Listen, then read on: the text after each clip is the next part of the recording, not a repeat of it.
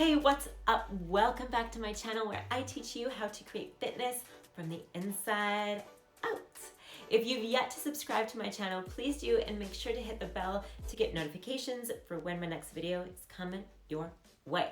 So in this episode, I want to share easy, go-to full body workout that you can do anywhere, and health and nutrition strategies that will help you create your fitness in a sustainable way.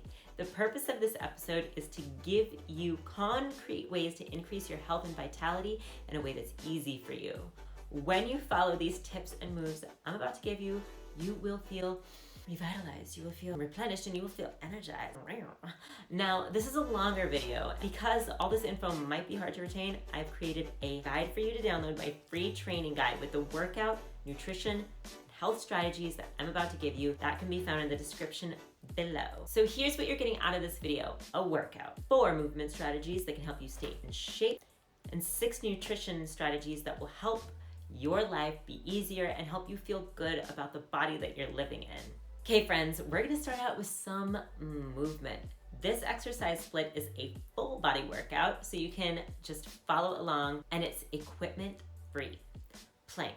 What most people don't know about core training is that your core actually goes all the way from your neck to your lower back. When you train your core, it's important that you focus on maintaining your neck and head position, keeping your shoulders drawn back and pulling your belly button in towards your spine. Squeeze your glutes. Voila! Then you have the plank.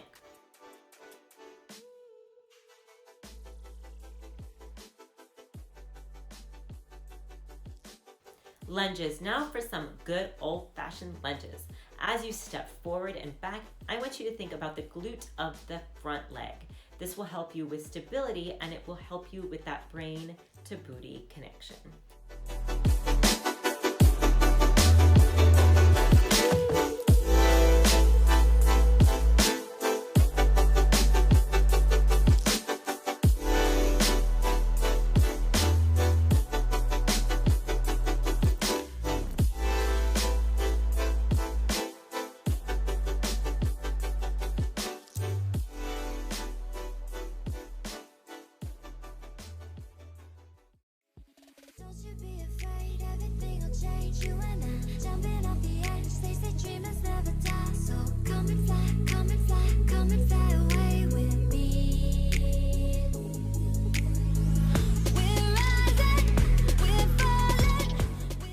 Side plank. 30 seconds here.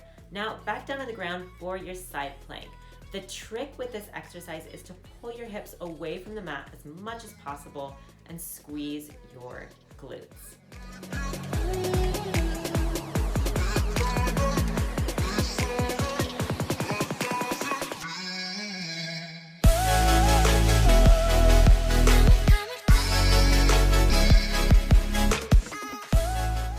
Go ahead and switch sides.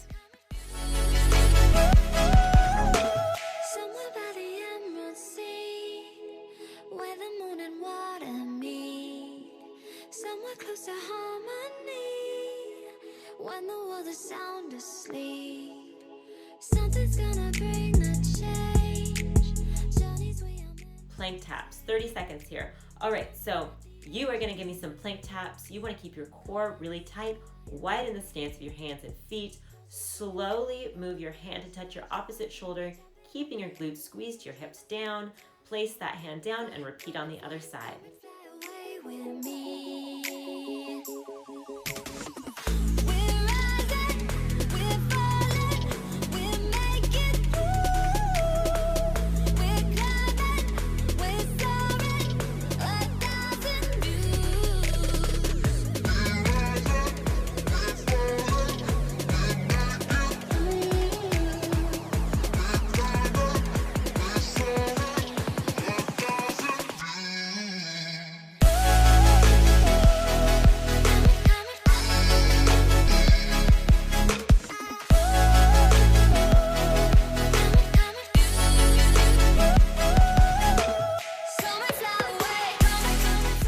Chair dips.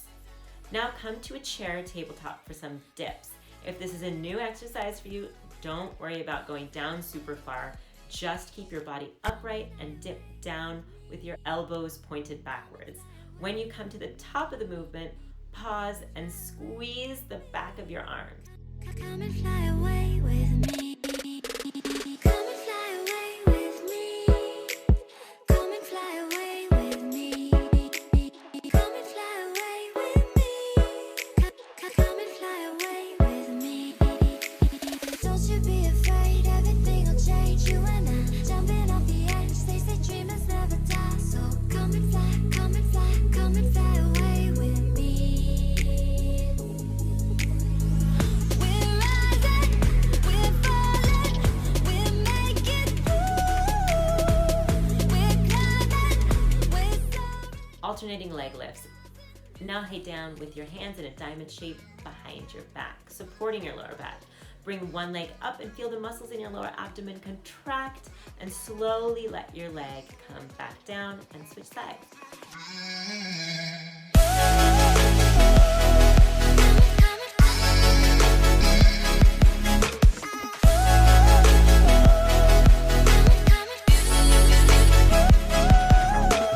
Somewhere by the Emerald Sea, where the moon and water meet. Somewhere close to harmony, when the world is sound asleep. Something's gonna bring the change, journeys we are meant to take. Something at the edge of space, calling us to fly away. Don't you be afraid, everything will change. You and I jumping off the edge. They say dreamers never die. So come and fly, come and fly, come and fly away. Mountain climbers.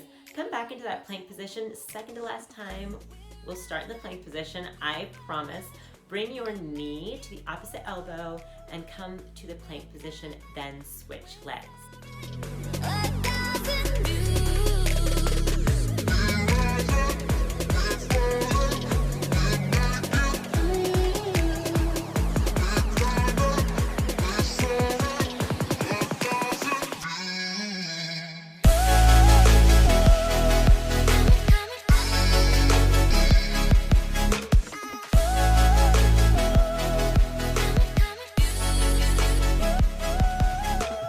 Come and fly away, come and fly away, come and fly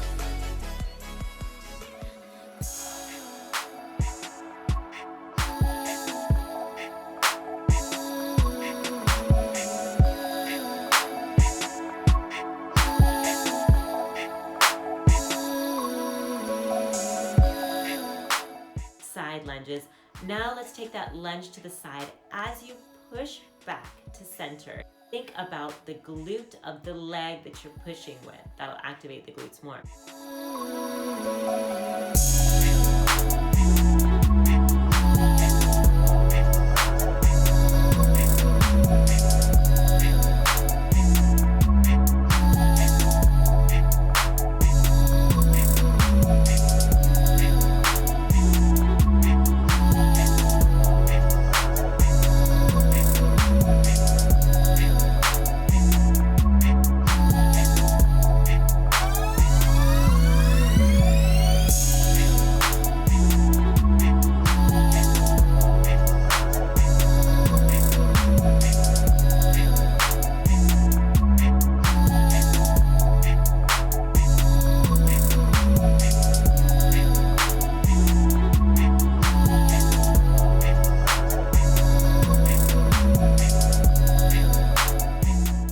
Plank kick back.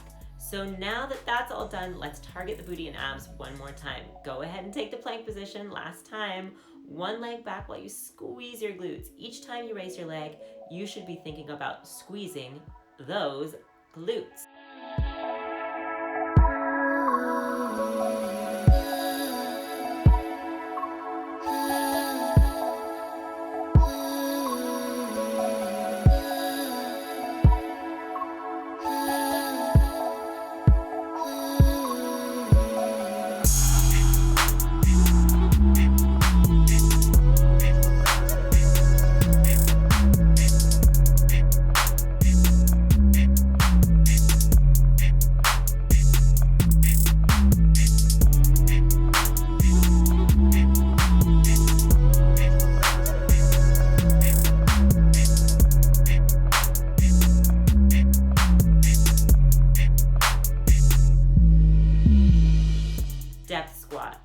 last exercise is a depth squat. This is good for mobility as well as increasing your booty growing capacity. Hands behind your neck or on your hips. Squat down, hold the bottom position for 1 second, squeeze the glutes and come back up.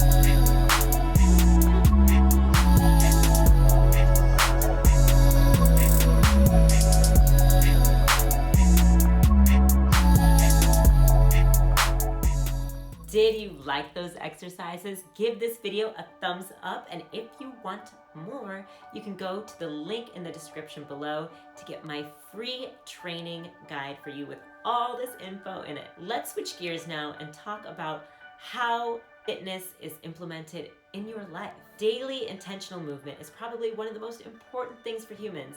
Daily movement can help you deal with stress. It can help you digest your food, and it can help create better health on the cellular level. That's why when people exercise, they report feeling better. Wow.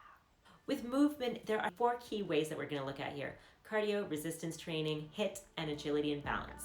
The first one, cardio, is important because it reinforces the musculature that we evolved to use. Cardio helps tone our butt muscles. Believe it or not, in good walking posture helps increase the tone of your stabilizing muscle. At home, distance cardio might not be an option for you, and cardio should be just consistent movement that elevates your heart rate for 30 minutes so you don't have to do a walk or run or hop on the bike or swimming. You can do it at home, your home. You just need to maintain a consistent heart rate. And if you're curious about what that would look like, that's all in my free training guide. Second thing about movement is your resistance training, just like we did in this video. The resistance training you do acts to challenge your musculature in a way that results in better posture, more muscular tone, and flexibility. Resistance training can look like anything from hauling a lawnmower across the yard to mastering your plank in 2 minutes. The resistance training portion of your habits ought to occur 2 to 3 times per week and should result in more muscle, more stability, and more energy. Third aspect in creating sustainable movement is high intensity interval training. Instead of looking at high intensity interval training or HIIT as a fat burning tool, start looking at it as to help you bust through a fitness plateau. HIIT should be incorporated into your routine only after you spent about a month doing long distance cardio or just doing cardio for a long time. Doing this helps create a baseline for you to build from, and HIIT can be incorporated once per week, should include a rest day immediately after. Doing excessive HIIT training can and will result in injuries, so do not overdo this one. Fact check me if you do not agree. The final, often overlooked portion of your fitness habit should be balance and agility training. Overlooking balance and agility training and favoring strength and HIIT could result in joint overload and eventually burnout. Taking exercises that you would normally do on a HIIT or resistance day and doing them on a single leg or with a single arm is a great way to challenge your joint stabilizers and get your balance training in. Balance and agility training is best done post-workout because your main muscles are fatigued and your stability muscles have to engage.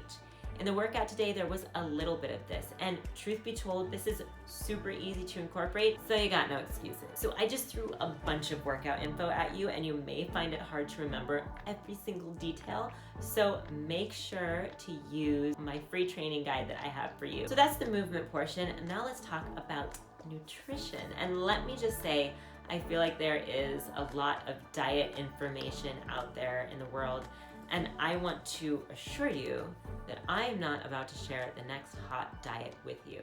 Because if you know me, you know that I think diets are recipes for failure. So in this portion, I want you to leave with the ability to implement how to absorb nutrition from your food, what and how and when to snack to sustain a good nutrition program for long term. AKA, I'm not gonna tell you to be in a caloric deficit or give you rote information like stabilize your blood sugar. So first, nutrient absorption. So there's the old adage, you are what you eat. And we all know that that's not true anymore. You are what you absorb. So here are the ways to ensure you're absorbing more food. Identify what foods irritate you, and for a lot of y'all, it's gluten and dairy. Some of you listening absolutely need to go off gluten and dairy because those two things are compromising your body's ability to actually absorb nutrition. Something also across the board has been shown to downregulate your ability to absorb nutrition is non-organic food. Womp womp. Non-organic food is sprayed with the chemical glyphosate, which ruins the intestinal cilia, which look like little fingers, that impair proper nutrient absorption. If you don't believe me, go look that one up too. That's number one. Eat organic to absorb nutrients better. The second, less obvious or talked about means of absorbing nutrients better is to chew your food well, which I didn't do for a long time. The mouth is the first step to digestion. When you do not chew your food well, you're making your stomach and your gastric juices work harder. Speaking of, let's talk about that stomach of yours. This is number 3, kids, and it's addressing gastrointestinal upset. The stomach is responsible for breaking down your food so that your intestines can absorb that nutrition coming from your food. If you are regularly getting GERD from your meals, one of the reasons may be that your stomach acids aren't working as well as they should, and the cascading effect of that is poor nutrient absorption overall. More on that in a second. Now, bloating. If you experience bloating after most meals, a few things could be happening, and this is not a complete list by any means.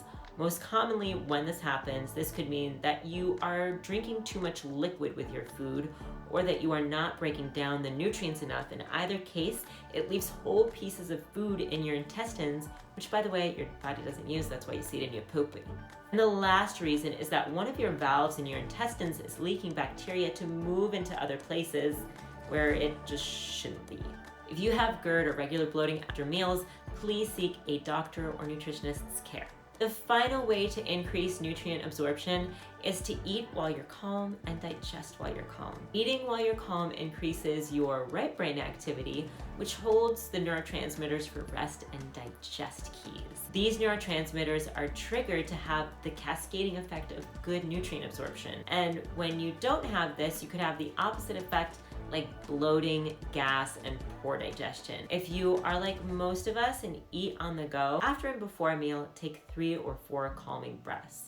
This simple activity can work to signal the proper hormones to actually make you feel full, make you digest better, and it can work to maybe increase in satiation as well after a meal. You have no excuse. 3 or 4 breaths, 5 seconds of your day. So let's talk about snacking strategies.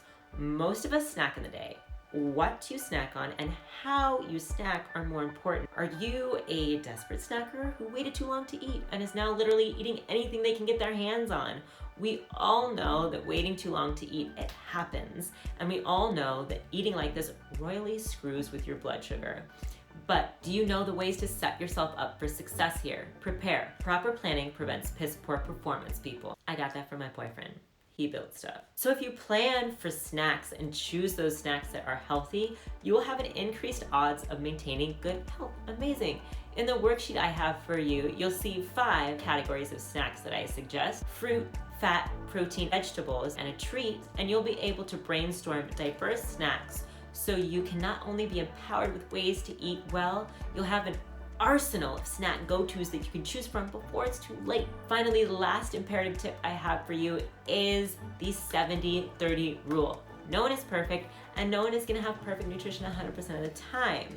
The 70-30 rule implies that you eat in alignment with your plan and ideal lifestyle. The other 30% of your time, you give yourself allowance and wiggle room to make decisions that honors what's happening in the moment. If your friend has a cake at their birthday party, I support you eating cake even if that's outside your macros.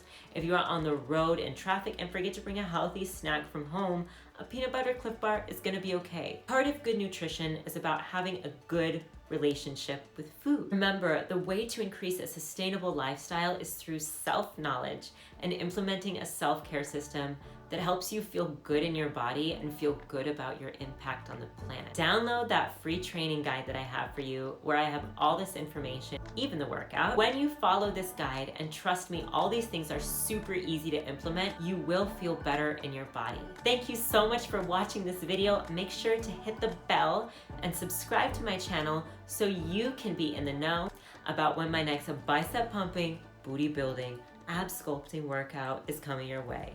I love you. Mwah.